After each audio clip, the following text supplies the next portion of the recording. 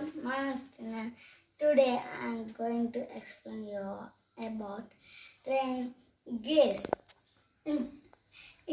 I will tell you the steps. Step 1. Cut off the top of the bottle. Step 2. Step 2. Place some pebbles in the bottle. Step 3. Mark the centimeters 0 to 6.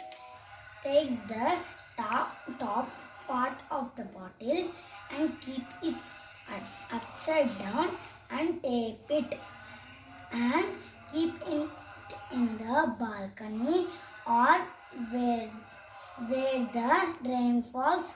You can keep it there. Yeah. Now it's done. I'll tell you its uses. Rain fall on the top of the gaze and collects at the bottom where it can be measured easily.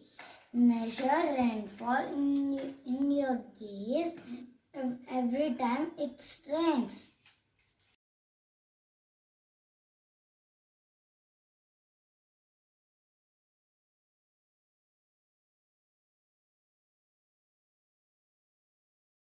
Thank you. Bye.